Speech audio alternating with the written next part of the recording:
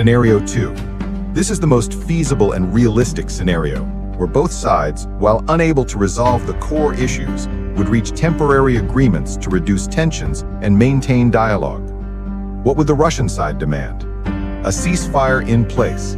This would be the most important demand, the freezing of the current lines of conflict, as it would allow Russia to consolidate control over the territories it currently occupies without further fighting. Next is the establishment of military communication channels to avoid accidental clashes and manage incidents on the front line. And finally, the easing of some trade restrictions, for example, the export of Russian fertilizers and agricultural products in exchange for guaranteeing a safe corridor for Ukrainian grain. What would the US side demand? An internationally monitored ceasefire.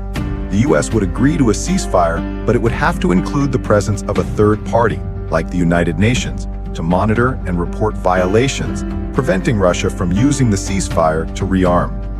Next is a comprehensive prisoner exchange, a humanitarian agreement that both sides could see as an achievement.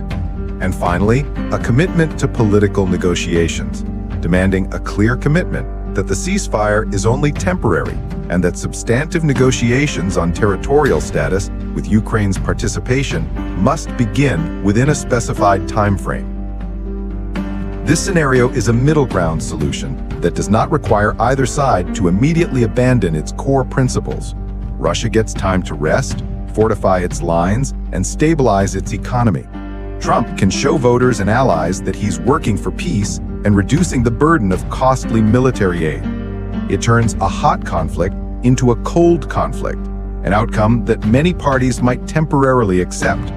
However, Ukraine would likely vehemently oppose a ceasefire in place, as it would mean a de facto acceptance of territorial loss at the present time.